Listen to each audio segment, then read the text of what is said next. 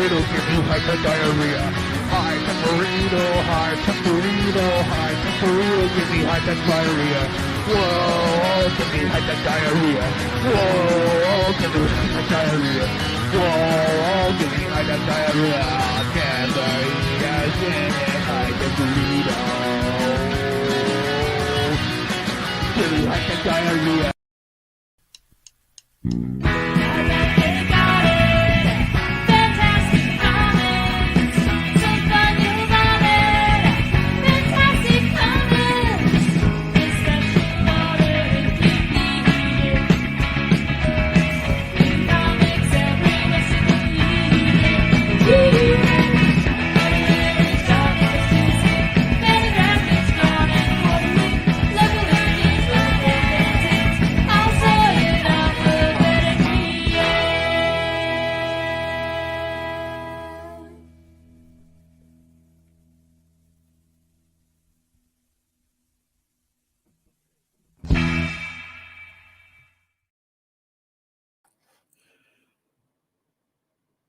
Hello, everyone.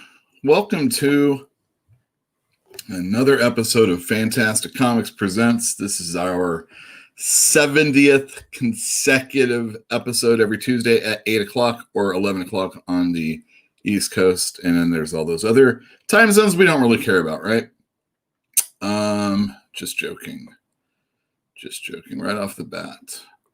For those of you that don't know, Fantastic Comics doesn't only talk about comic books. We are also a comic book store in Berkeley, California. You can see the address and the hours of operation and all our other information. Not all our other information. There's plenty more. Just pick something and say Fantastic Comics. There's a good chance you will find out something that we have to say. We'll get into it later because I have a guest and I'm really happy to be able to talk with them about this, but we're getting there in just a second. Before we do that, my name is Yule. I own Fantastic Comics in Berkeley, California. And isn't it a shame when someone's shadow still makes them look kind of fat? And having said that, hi. This is me. We're going to get right on with the show. Because like I said, I don't want to dilly-dally too much. We can get into like new comic book day in a moment or later on, I mean. But we're going to get to this review. We're going to get, let me see, add pictures. So we're going to get Ed Piskor to come in and talk about Piskor. And Ed Piskor is the creator of Red Room. And oh wait, I got that all messed up. Let me introduce you to the writer of Piskor. I wouldn't dare do this to Ed Piskor. Joe Carolla. Oh, hey. Carollo. How's it Can't going? say it right. Yeah, How are you? I'm all right. How are you? Fine. It's later on in the evening for me also, but not as late as it is for you. So thank you for showing up. I really appreciate it. No problem. I had like a cup of coffee at like 9:30, so whatever. Excellent. The reason why I asked you on is because we did a thing with Wes for Thinking Critical, where we were talking about Image Comics from the 90s. Yeah, we were. Just off the top of our heads, I assume. I didn't prepare anything. Yeah, no, I had no idea that was happening until we were there. And then I was like, 90s Image, sure. It could have been a lot worse. It could have been, like, we're going to talk about the life of Winsor McKay. So, I gotta have some warning on that one for sure. Yeah. Like I'm like, I could do it, but you gotta give me like a day. Come on. We used to, that's a Little Nemo, right? Yeah. Stupid me. We sold those really big, large volumes back in when I worked at Comic Relief back in the early aughts. And that thing was like $125, and it was Sunday sized, I guess daily sized newspapers for the day. Whew. Yeah, that was pretty popular. Yeah, I mean it's great stuff, especially considering the time period. I mean those comics are, some of them are I think over 100 years old at this point. Like Yeah. it's a lot. It's before Superman. There was little Nemo. What? So, Before Superman? right? It's crazy. But there had to have been at least a cave painting that would depict an Uberman or something like that. Oh, I'm sure. I'm sure there were cave paintings. It was before, what was it, Yellow Boy? That was another one, or Oh yeah, I know almost nothing about that other than I'm not sure if I'm supposed to like that. yeah, I don't know. I always think back when I think of like early comics or those like newspaper strip things. Of like I think of that, like, what was it, that political cartoon of like the Teapot Dome scandal with like the octopus with its tentacles and everything, and I'm like, yeah, it's a comic basically. Why not? Political cartoons, definitely. Probably America's. Is that where it started? Comic books for America? Was in comic, in political cartoons? It's got to be some of it starting with that. Yeah, because I mean, it was the newspapers where comics were until they came up with floppies that were just reprints of the newspaper strips, and then whoa, someone decided they were going to make original comics just for these floppies. And I have a very, very small pressing service that I provide for some people for their comics. Mm-hmm. And one gentleman brought in all these American flag comics from like the 50s. Nice. And they have like different patriotic pledges on the covers. And they're basically like Popeye and all sorts of other comic strips in there. And it's like, 50 is way too small of print. Yeah, there's like 100 pages in there. It was probably like a dime. I forget what it was, a dime. Woo. Nice. So that's what that dude's kink is, those American flag comics. not to be confused with Howard Chaykin's American flag. No, not at all. Actually, you're right. I should have. So yeah, I guess we talked about the Popeye. So if you can't get that, then no, for sure. I remember flag with one G. So someone told me that this one guy told me one of his favorite things about Howard Chaykin comics was Howard Chaykin always tried to work in a Jewish guy getting a blowjob into his comic. It can happen. Yeah, and he was like, I always appreciated that Howard would try to do that, Awesome, man, Howard Chaykin. Well, that's the thing. He had a lot of when I knew of Howard Chaykin, it was American Flag, and I didn't really read it as a child. Yeah. But then like Black Kiss came around, and it was like his X-rated comic book. Yeah. It came in a bag, and it was all blacked out, so you couldn't see the cover and stuff like that. And then that's like, kind of his thing, except for the odd time he'll come back and do like a Nick Fury something or another. Yeah. No, for sure. But he did that comic in that bag. And then shortly after that, they were like, do you want to write for this like Flash live action show for children? So that's what he was doing, writing for television during that time? He, in the early 90s, he was transitioning into writing television, but he actually negotiated and got like to be story editor for the next season, but then they canceled the show. But I think the idea was they knew that the show was getting canceled, and they were like, "Oh yeah, Howard, whatever you want. Here's a bone," and then like it keeps him docile until the end. Yeah. So a different type of blowjob. Yeah, exactly. But yeah, that they originally when they were talking about doing that show, they were going to put the Flash in like a windbreaker. Because they were like, it needs to be like more realistic. So what if he's like wearing like a tracksuit or like a windbreaker or something? And like Jeanette Kahn had to actually fly out to like Burbank and stop that. Really? Yeah. No, we can't do that. Yeah. It has to, no windbreakers, no members only jackets or anything like that. Yeah, because that was going to be really hard, because then there would have been pressure to like try to incorporate that into like the comic. Oh yeah. And then you would have had like Wally, who's not even the Flash in that show, have to be have a stupid issue where a few pages are taken up with like, boy, I sure need to be more grounded.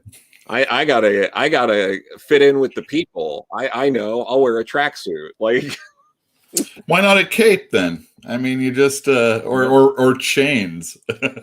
yeah, no, exactly. It would have been. They could have leaned into it, made him a bit more like Superboy at the time, and that could have that could have worked. All the kids wanted to not mess with the S. No, yeah, That exactly. was, although I think that I remember in like Superboy would like talk about things like, oh, that Michelle Pfeiffer is real hot and stuff like that, and it's like technically you're like a month old, so I don't know how this like works.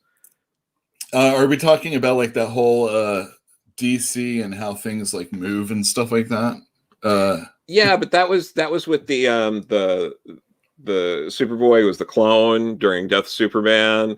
Gotcha. So it was like technically you're a month or two old.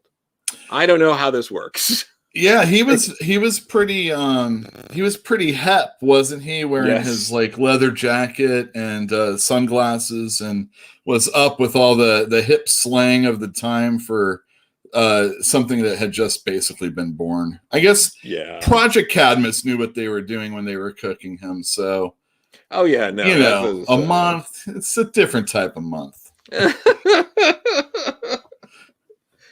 Yeah. Well, all the other Superman since like the New 52 and on, they always, or the Superboys, I should say, they always seem to have like really problems with like their powers. I guess it started with like the Flashpoint. They had that one Superboy, maybe that was whatever. This is stupid. Yeah, it's way too many redundant characters, which we can say over and over and over again, and it's insane. It's I still can't believe, like, when you go back and you read Crisis and the idea of it being like, oh, we're going to try to make things simpler. It's like, I defy someone to find a more complicated pre-Crisis Superman story than a post-Crisis Superman story. Once you get a few years in, it's like, forget it. They're horrible. No, they're not horrible. There's some very good stories that they can tell, but if you want to get into like the nuts and bolts of like where Superman is in the universe, I agree. I personally think it was pretty solid and understandable when he was actually married to Lois Lane. Sure. And very rarely do I want to see a character actually, you know, Sam and Diane. Do you really want to really see them get together? So it's kind of like one of those things, but I thought they handled that whole thing excellently. And then when they go and they New 52 it kind of stunk. But they always try and do something in Superman to like screw up. It's when they like go through all the different books. I kind of feel like the Greg Rucka stuff when he was doing the Nightbird and Firebird or Nightwing. That stuff. Yeah. I know a lot of people that liked it, but I was just like, it was so little Superman, even though it was like Superman-like. Yeah, I don't know. I feel bad because I love Superman, but every time Superman's doing all right, someone's like, we gotta make Superman suck. And it just keeps happening, which reminds me, I got to pick up that the new Pete Tomasi Superman omnibus now that that's available. Oh, is that out? I don't think I ordered that. Those things are heavy. They are heavy. They are. I own way too many, and I'm eventually going to move like most people at some point. And it's going to be a nightmare. It's going to be a nightmare. It's going to be all the omnibuy. Yeah, I got dozens. It's not pretty. So let me say hi to the chat really quick before we get on with this, and then I'm going to do that this way. What's up? What's up? What's up? What's up? What's up? Hello. What's up? What's up, everybody? Fantinuum is here early, and so is Jill in the other room. Coffee Junkie, hello. Hi. Corey Keller, how is it going? And Comic Quirks with Jimmy. I don't know what I was going to try and get away with, but whatever I said, I think I can do it. At least for a while. Yeah, probably. Oh, that making good content. You know what? I'm putting out videos a little bit more when it isn't live, and I'm probably going to start acing these out so Joe doesn't have to worry about them in the future, except for the few clips that I pull out. And then again, that makes a video, and that will only help the channel. So we'll see how that goes. There you go. We'll see how that goes. And yes, I am clean shaven, baby faced, if you will.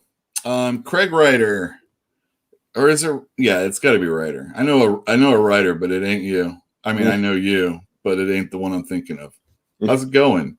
90s image, the gold equals the golden age. I don't know if that's necessarily true, but on that show beforehand, Joe held up a copy of a Red Room. Let me. Oh, there it is, just like he is right now. And I thought, this is the guy I want to do a review with. A really quick one. I still have copies in the store. I'm very happy. That means I ordered enough to have copies in the store on its second week. It sounds like a lot of stores were able to blow through them, and it's gonna, I guess, go to a second printing. Yeah. I came in Saturday for the Red Room. Oh, let me tell you. I hope you read it. We're not going to spoil everything. We're just going to kind of talk about it. I'm going to show some pictures when we talk about it. And if you have something extra you want to talk about, that's super awesome. Sure. I got to share screen in order to make that happen. Yeah. So let me bring up YouTube on my phone. Nice. So I can look at anybody talking there you go. on chat. Okay. You're more than welcome to feel free to ace your screen out. I don't know why, but sure. That's something I like to do. All right. That works for me. All right. Awesome. Let's share screen. I also have to say it out loud. That shows my age right there. There you go. All right. Red Room by Ed. Is it Piskor? I thought it was Piskor, but or Piskor. Yeah. When I see his name on YouTube and I have the closed caption on, it says Piskor, and that's perfect for this book, I think. It is. So you read this whole thing? Yeah, I read this whole thing. What'd you think about it? I liked it. It was what was it, 64 pages, and it feels like you're getting like 2 full issues, kind of. Yeah. In this, Yeah. It feels like a part 1, part 2, giving you the whole story. One of my very minor criticisms is because of the color of the art. I love it. I love this style. I love the tone and all that here. I wish the lettering bubbles were muted a little bit because they're like too bright white. Yeah. And I feel like it takes away from that feel, like just a little bit. Like this is nitpicky stuff. It's probably easier to read this way, right? But that was like one thing that I was like, I wish it was a little more like that, to be a little more reminiscent of those kind of comics that he's pulling from. Okay, so I want to show a couple of pictures of some comic books that this kind of feels like it came from. Sure. And maybe you can tell me if I'm off base. He calls this an outlaw comic. Do you know what an outlaw comic is by any chance? I believe I know I've watched him discuss these kind of things. These were like, I want to say they were like those like underground, like black and white comics that were like not like, I'm trying to think of exactly what it was, because these are small, but Faust maybe. Yeah, no, I know Faust. Yeah. Oh no, I didn't know what you were going on for. Yeah, but no, it was yeah, but yeah, it's those like sort of like indie black and white that are like a little cruder and stuff like that. I believe were those like outlaw comics. Mm-hmm. Yeah, and I know that like, so like I have personally here at my house, I have New York City Outlaw Comics by what's this gentleman? Ken Landgraf. And then recently he just did a Fantagraphics book. Oh, nice. And I'll show those afterwards. But Sure. so I know that like Ed's gone on, and I'm going to be like I'm all personal with him. Ed's talked about Faust and a lot of other comic books, and I kind of feel like, you know, Tim Vigil is like kind of sort of what he's going for a little bit in this comic book a bit, you know, as far as his art. I can see that. Yeah, definitely the black and white, you know, slasher kind of like. I don't know. Maybe it's more of a feel. Yeah. Anyway, these kind of comics led into like I feel like a lot of the Lady Death. Oh yeah. And like the Razors of the worlds. Oh yeah. And I don't know if you were around for any of this, but I had to sell it sometimes, and here I was having to, you know, pick these pictures up. Yeah. Have you ever seen Helena? Helena, I'm not as familiar with, though. But when your comic store is getting Lightning Comics, it's like, whew, those were the days. All right, so here's the art that you were talking about with the lettering. Wasn't he doing some? He does this style in the X-Men book, right? The Grand Design. Yeah, yeah. Or at least it feels like in the special effects he kind of uses this effect also. Yeah, but like you know what? I think the difference is in Grand Design. I have that set in like the Treasury Edition size. And the pages aren't glossy. I think it's partly because the pages are glossy in this. Mm-hmm. If they weren't, I think it might have been like dulled just slightly, and that would have, I probably wouldn't have felt that way about the lettering in this if it wasn't. Right. I personally have the Patreon for Ed's account, and nice. I haven't really read this online because I don't really personally appreciate reading comics online. Yeah, if I can help it. I mean, it's good to capture, you know, images, and I feel like, you know, for review purposes, I'm not going to really like give too much away because, sure, you know, I want there to be surprise for everybody. But can you like, well, maybe I should do it. So tell me if I'm wrong. So sure. Red Room is the story of these dark web internet sites where they murder people for Bitcoin money. Yes. And we're following these characters that get embroiled in this whole situation, basically. Yeah, we're following like it's more or less like just like a couple of people in this, and yeah, you can tell because the way they're doing the dark web, like some of the stuff here, it's very like you can tell Ed has a YouTube channel because there's bits of like sort of like the live chat going on during the murder, and you're like, I know exactly where he's pulling that from because that's like I've been in enough live chats on YouTube to know that's how people talk. So. Yeah, totally. Yeah. I mean, it can be entertaining in its own right, but what they ultimately are talking about here is how do you feel? So when I had you on talking about you, sure. I think I mentioned something about actually putting yourself out there. And this story, I don't know. I mean, there's no way anybody could possibly be like this. And to interpret something like this, this is one sick motherfucker, right? Oh yeah, no, but I mean this is in that like I'm not trying to downplay the book. I really like the book, but like it's not that much different from your like your Saw movies, your Hostels, in the sense that like yeah, people do those movies too and are involved in those movies. It's not like I don't know. I think there's a core to the story here, you know, that I'm going to try to say this in a way that's not really going to spoil anything, but there's a core to this issue, at least, where one of the characters, the way they're looking through this is it's like a part of them that they couldn't share with their family. And like they felt like their family doesn't really know them, the people in their lives, their coworkers, but this group finally gets them and they can be themselves with this group. And I think working from that like core feeling is relatable. Then you twist it and you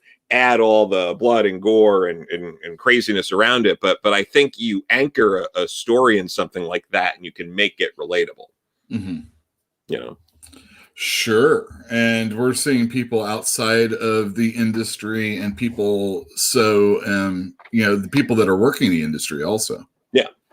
I like how every red room has a sort of, it has a gimmick. It's like, so cartoonist kayfabe at Piskor's and Jim Rugg's channel on YouTube. I often recommend it.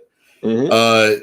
The cartoonist kayfabe. Kayfabe is a wrestling term. We don't need to talk about wrestling too much, but here he is bringing like super crazy characters, over the top characters that are like slaughtering people, and it feels very much like like a wrestling. Like this company here has all these characters, but we find out are starting to lose viewers to all these other renegade. Renegade killing groups, basically. Yeah. And we're gonna see like some of them in a moment, but yeah. So I don't know what to ask about this book, but so did you like it? Yeah, no, I liked it a lot. Yeah, and we shouldn't feel bad for liking it, right? No, I don't think anyone should feel bad for liking it, because it's one of the more interesting books that's coming out. When I went to Fourth World Comics with my brother to try to pick this up, they were already sold out this Saturday. This past Saturday, and they over-ordered it. And they had huge stacks of Heroes Reborn that they under-ordered. Mm-hmm. Like this is the kind of thing. It's like if you can market something like this and get this out there, and something that I was able to do, and get people actually interested in picking up a comic that isn't just like everything else on the shelf, you got something going. And I think that's, this might be a way for us to finally break the horrible drudgery that a lot of us have been stuck with in terms of more popular comics. I totally agree with you. I mean, there's something super exciting about this comic being out on a shelf, or being sold out on a shelf is even for a store owner, that's even better. But I had faith that I would be able to. I mean, we're smaller, but I had faith that I could sell out of my Beckstar run, and I did, and I have more, and I'm lucky to have more until the second print. Same thing with this. I have more red rooms than I was able to sell in my initial first week, but that's great, because I think as people find out about this book, I mean, there's going to be some buzz going on. And who knows? It could be the next Nottingham, the next Beckstar. Yes. Slab that book, 9.8 it right now. Yeah. No, but it's don't read it. Yeah. But it's that's why you buy two copies. You read copy, exactly. Slab copy. But no, this was. It's interesting, because if you asked a lot of people, like big people in the industry, if you asked big retail, like other people from different facets of the industry, and you asked them like a year or so ago if a book like this would move the numbers it's moving, 99% of them would have told you no. Sure. Like flat out, they would have been like, "Of course not." It's like a Fantagraphics floppy. Are you out of your mind? They'd be like, no fucking way. Well, just Fantagraphics really doing a floppy at all for the most part, right? Yeah. Yeah, but still, it's crazy. It is crazy. Excuse me, I was in between drinks. No, here we have some of the people that are killing on red rooms out there, and this lady down here actually shows her face, and they're like talking about her, because there's no way she could go out in public. I think it's pretty I like it's clever the way they're going through the different places that we might ultimately see, or the things that are out there that these people have to contend with also. Yeah, and yeah, characters we might see in later issues. Yeah, and like I said, I have the Patreon. I'm actually pretty excited to potentially go on and read a couple of the pages coming up. But yeah, I don't know. There's the tactile sensation of reading a comic book that I just like so much more. Oh, I'm with you. And it is gruesome, of course, and I'm sorry for those of you at home that are squeamish. It is what it is. I don't really watch Saw movies, actually, and I don't really have a whole lot of room in my life for 2 horror comic books. So if I can put this in the horror genre, I think this is the one that's going to stay for me personally. Yeah, no, I get it. It's yeah, I mean, it's gruesome, but again, it's the black and white aspect of it. I think really dulls a lot of it dulls the ability to make it too like, oh my god, I can't even look at it. But like, I don't know, there's little bits throughout that, like this here that felt very much like a Bill Sienkiewicz Kingpin. Like there's little bits like that throughout the comic. I'm like, oh, okay, this looks like it's a little hint of this and that, and I don't know if it's conscious or not, but yeah, and that's the thing. He works so he's so busy. Yeah, it feels like there's a lot of things to go pour through. Again, this is like a $6 comic for only, or I should say, a 64-page comic, 56 pages. Yeah, it's for like $6, and you're getting that price for a lot of Marvel and DC comic books, and that this guy here has put like all the effort into this comic book. When you're purchasing it, it's like that's an Ed Piskor joint. and a lot of those comics from Marvel or DC that are $5 or $6. You're only getting 20 pages of a story you actually want, and then you're getting a backup that half the time you're like, take it or leave it. I don't really. That's true. That's true. But yeah, I have met Ed, and he signed my copy of WYSIWYG. WYSIWYG, that's the name of it. Yeah, it's I said Fizzywig on a video. You guys will see that tomorrow. Tune in. Yeah, that's thanks for giving this a shot, Joe. Ed Piskor 2013. That's well before his channel. That's before 8 years ago. We carried that also, and the only reason why we kept ordering it is because my brother would hand sell it, because although he's not really the biggest comic book guy, he is a big computer dude, and that's all about what, pirating or something like that. It's like or like very early hackers. That's it. Okay. Yeah. Without I don't know who it was. Without that actress. Never mind.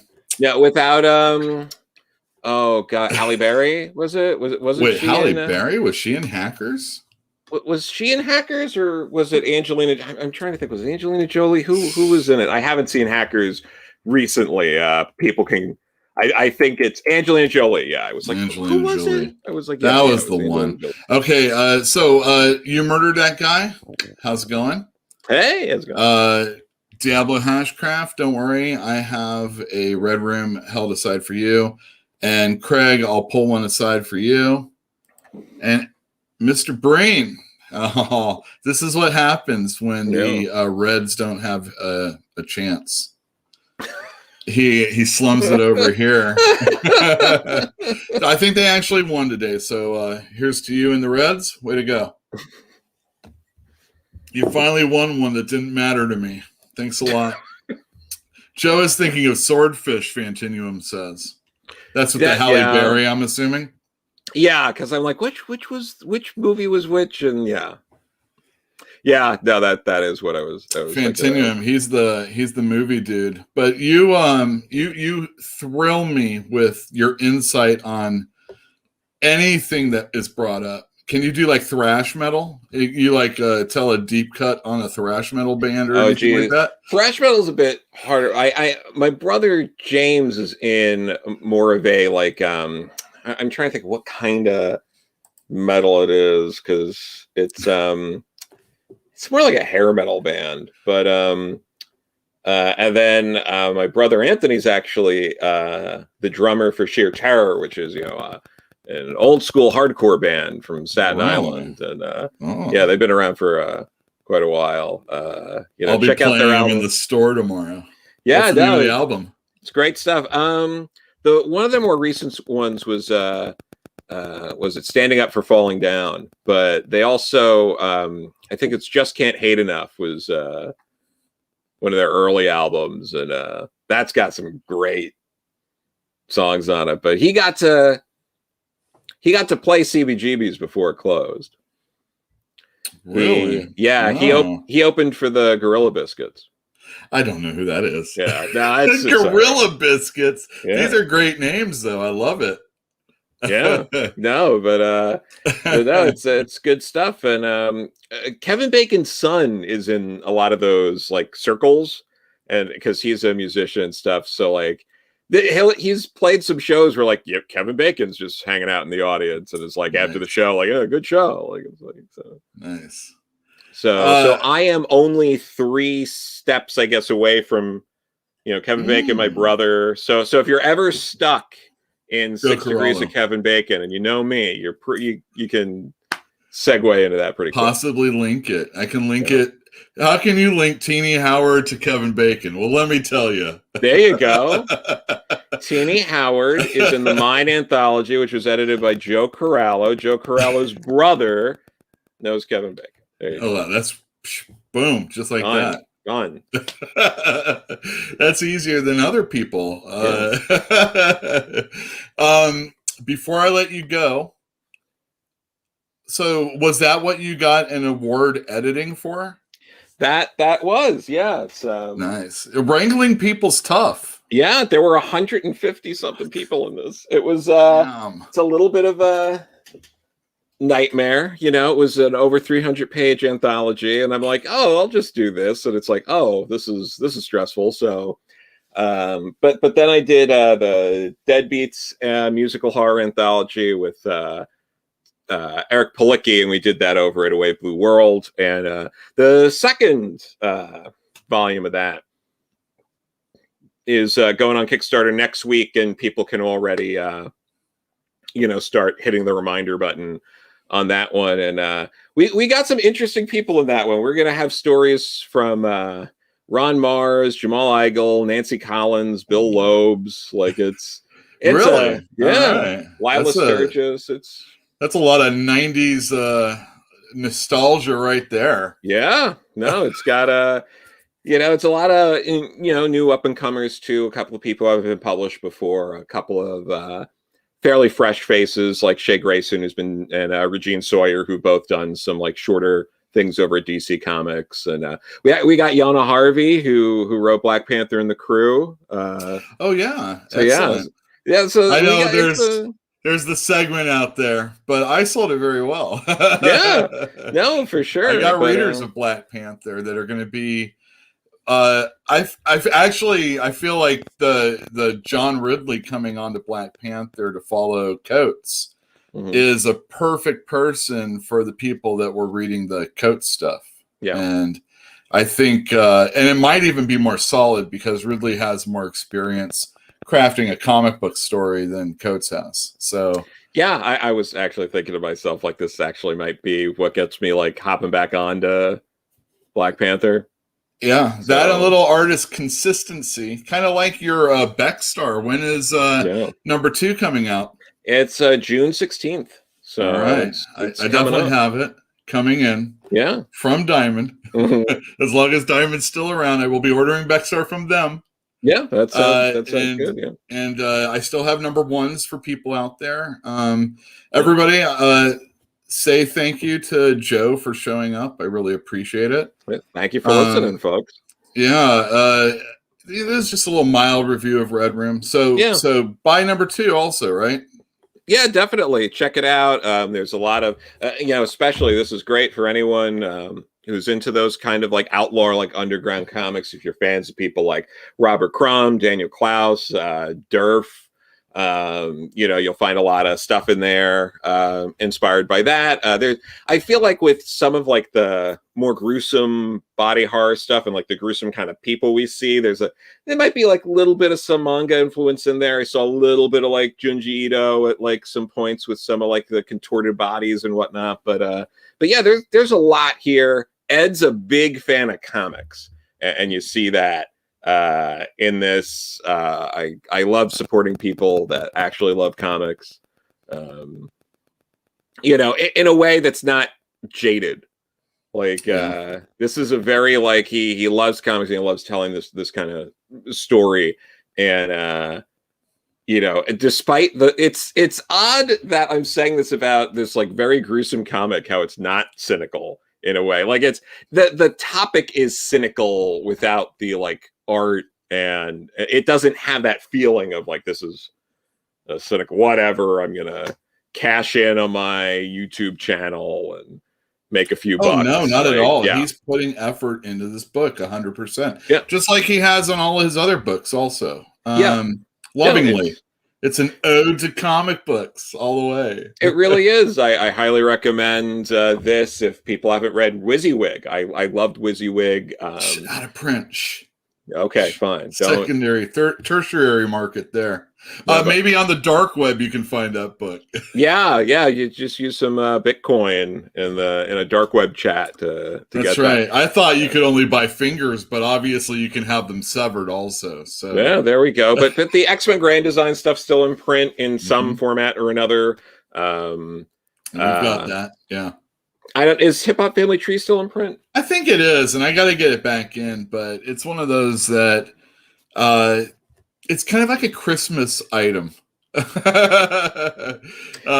but I found since it's when it was coming out, it was like, oh, I got to come in and get it in issue form, or someone would get it in collected form. Yeah. But then ever since like the slipcases of it, it just feels like it's more of a holiday item that people like to give people. Yeah, I guess I can see that, but yeah, and Ed's also someone who gives back to his community. He's tutored and helped up and coming artists in Pittsburgh and stuff like that. He's a solid guy. You're supporting a decent human being.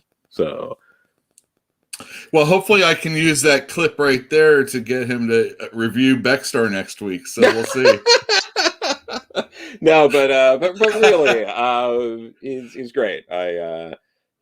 People should be supporting creators like Ed. Yeah, and Joe. Also yes, Joe. Also Joe. And his Kickstarter next week coming out. Yeah, no, it's called what again? It's Deadbeats 2 London Calling.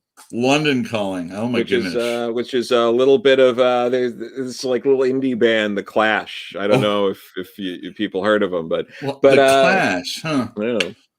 Yeah. No. I'm a big Audio Dynamite guy myself. Actually. Oh, well, there you go. but no, it's but yeah, check it. There's like going to be a lot of stories from fun people having a fun time.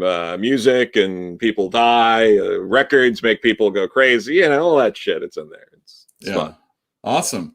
Well, thanks for coming on. You're welcome to leave. All right. Yeah, I'm going to take off now. But thanks so much. All right, man. Take it easy. Thanks. You too. All right, everybody. Now it's just, well, wait a second. It isn't just me. It's X-Men versus Wario. I don't understand that. I can't wait to find out, though. I'm gonna take a break. I'm gonna play a commercial for you. Let me do this for you. Hey, everybody. Ewell here. Have you ever noticed that your comic isn't looking as mint as you thought it was? There's a crease in it, some sort of bend that you kind of wish you could get taken out. Take this Conan, for example. Look at this. Bent up. Looking at it in the light, you can see all its defects on the back where there's a white cover. Dirt has accumulated. I wish there was something I could do about that. You ask yourself. Why, there is. If you come into Fantastic Comics, we will press your comic. We will clean your comic. If there is any way that we can help preserve your comic, we'll do that for a nominal fee. Remember, over at Fantastic Comics, when we press your comic, it's not going to look any worse than it did coming in. I don't know if that actually is the... I don't know if that's actually the best commercial to sell my services, but right now, I'm trying to keep it low key. London Calling is the second best LP of all time. Huh. God, is it? I don't know, man. What would be number one then? London Calling. It's a lot of hits. I gotta tell you. Growing up in Southern California, we had this local radio station named KROQ, the rock of the 80s, K-Rock, and Richard Blade and all sorts of other DJs would thrill us with the Clash nonstop. That and, I don't know, Chain Gang by the Pretenders. A lot of classic stuff that is in commercials now and stuff like that. Born to Run. Wow. That's are you from New Jersey? No, you like the Reds. I'm assuming you're an Ohio guy, right? Cincinnati style. Man, 198 to 200. What are you guys going to be talking about that? Oh, man. All right, so we're going to talk about a couple more comic books. We're going to talk about New Comic Book Day. So I'm going to stop my cam. I'm going to share screen. And we're going to talk about some things that came out today and some things that are coming out tomorrow. Christopher Cantwell is doing the Blue Flame. Christopher Cantwell. This is all off the top of my head. I didn't research anything. He did She Can Fly, which was a Karen Berger comic from Dark Horse. And I think this is a superhero comic book. And it's coming out through Vault. Vault Comics. They're hit and miss, but if you're the type of person that, number one, prospects for comics that might be worth the shit later on financially, Vault has made some pretty good money for people. That seems so callous a reason to want to buy a comic book. But Christopher Cantwell, if I'm not mistaken, he does Doctor Doom also, or did. And he may be the Iron Man writer. And I know a lot of people that don't like Iron Man right now, but I personally think it's okay. It's not my favorite book, and there could be a lot more Iron Man in it. There's a lot of Marvel comics where it could be a lot more of the main character in the book, but dude does have a broken neck, so, give him a little bit of a break for not being in last issue. But Blue Flame comes out tomorrow. What's up next? All right. The last issue of Ta-Nehisi Coates' epic run, Black Panther number 25, comes out.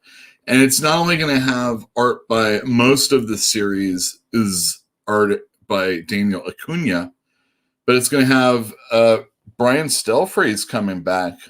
He did like the first arc or two. Actually, it's probably the first arc and then the third arc. That's how it usually works. There's going to be a ton of covers. There's going to be that one of those Verege covers. That's the Native American First Nation artist that is pretty awesome. There's going to be a Stelfreeze cover. I have a customer. He's like, I gotta have that cover, so I made sure to order that. Yeah, there's gonna be a bunch of covers, so expect this to be a very high-selling comic book for the Black Panther run, this last issue. Hopefully, something important happens so that it leads into the next series that Joe and I were talking about with John Ridley coming on. Speaking of a series that's really good, I sold out of the reprints of #1. I don't have any more prints of #1. I have one more issue of #2, and #3 comes out tomorrow. Beta Ray Bill is excellent. And for those of you that have purchased it and have yet to read it, shame on you.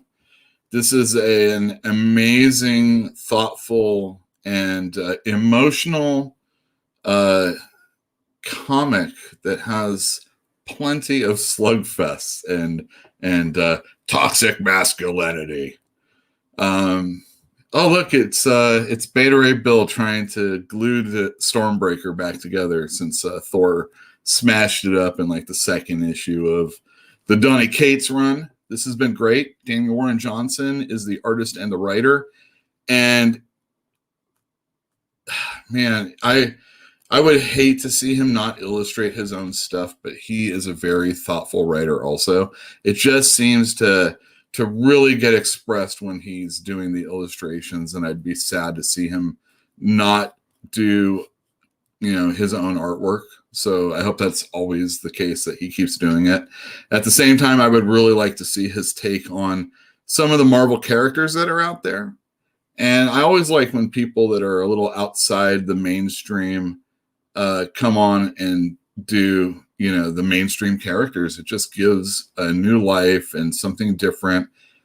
And often it feels like those people still have a reverence for the character. Kind of like how we were talking about Ed Piskor when he was doing the X-Men Grand Design. He likes X-Men. He's not just doing this for S&Gs. He's doing this because he likes what he's doing. And Daniel Warren Johnson, I think, really likes what he's doing. Issue 5 of Ha Ha comes out. This is a miniseries, and I think this is the last issue. This is written by the Ice Cream Man writers, Prince. Martin Prince? I forget. Each issue is about a clown, and it's not all sad clown stuff, but each issue is about a different clown. Great covers, too. Really like the series. This is going to make a great collection on someone's shelf, but this issue is coming out, and you can standalone it. Just come on in and have a good ha-ha. Out today, Tuesday, new comic book day for DC Comics. Milestone returns. This is, think of DC Rebirth or one of those Marvel anthologies, like the last one was in Infinity or something like that. I can't remember what the name of it was. Doesn't really matter because, the pandemic and all that other stuff. Milestone returns, and in this issue, we're going to see what has been going on with all our milestone favorites. And we will have a little bit of a look at what's going to come down the pipe. A Static Shock series, an Icon series, a Hardware series with art by Cohen and Sienkiewicz. Whew, can't wait.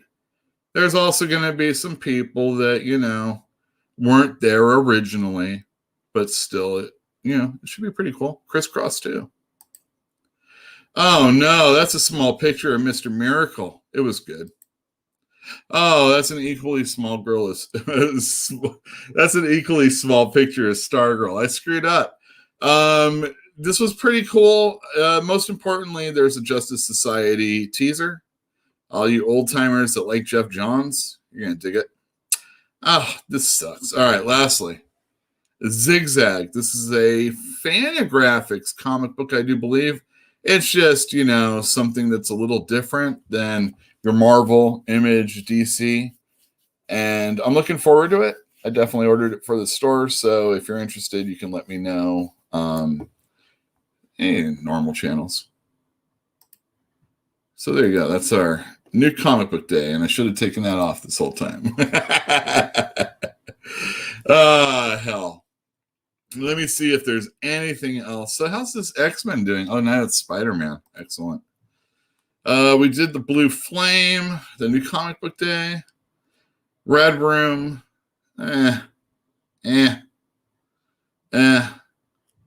right, very good. There's not much more to do. So I should do this.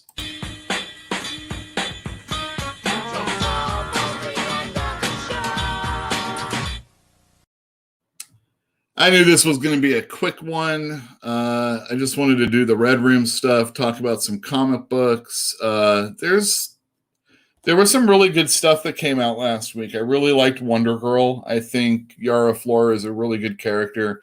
Joelle Jones doesn't shy away from drawing a sexy and smart character that stands up for herself and kicks butt all at the same time. She also fails right at the end of the issue. So if you haven't read that one, I'm not going to spoil it for you, but it was really good, and it led into the next one. Also, Robin #2 comes out this week, and at the end of the first issue, I am going to spoil this one, he was killed. How can this book keep continuing? Find out in issue #2. Thirdly, I like Fantastic Four from a week or two ago. I do like the Dan Slott run. I do not, like is such a strong word for something I really mean to make it sound more tepid. Dan Slott, I don't hate. I know a lot of people that do. I have a very good friend of mine who isn't like all the people that hate him, hates Dan Slott. But I personally like his stuff. I have another buddy that would never read Spider-Man and did for the entire run. And, there's people that like, and there's people that hate. He did something really interesting at the end of the last Fantastic Four issue. Something different. Something I don't think I've seen before. And, you can MacGuffin it and fix it up. I can think of a way to do it right now. But even still, and not only that, people seem to really be ignoring it. So either I'm making a big deal out of this, or it was it's flying under the radar. But I really like that last issue. I ordered more. So if you haven't got it, and I have sold out of that issue, I will have it. If you don't buy it quickly, it might sell out. Kind of like that Ms. Marvel, that America Chavez I was telling you all about. I would give it to you for free if you just buy the first 2 issues. Someone just bought the 3rd issue. It is now an $18 book. Supposedly. That's what my brother was telling me. But, key collector and all that stuff is all about hyping stuff that's going on.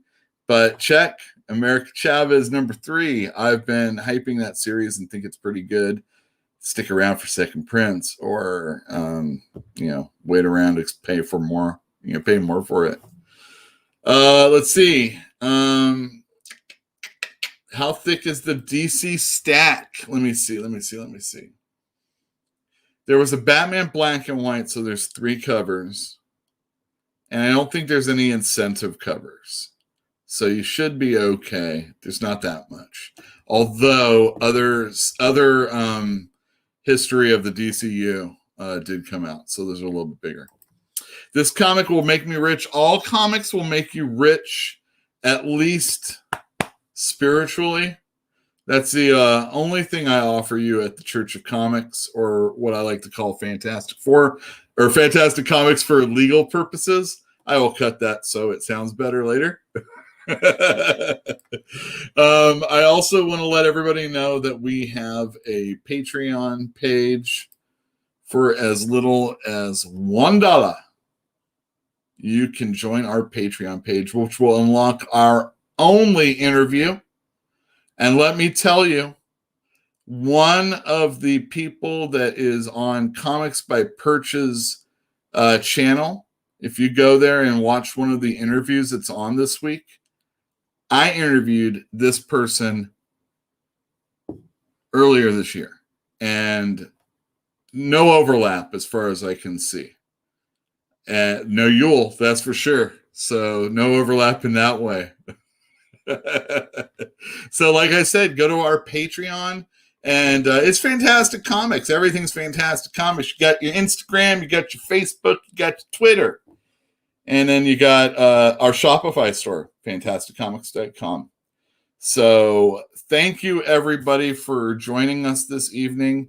I am working on a big show. I should have set it up already for next week, so it might be the week after. But if not, next week is going to be a very, very fun episode. And I think you should tell people to show up because I want to open your mind.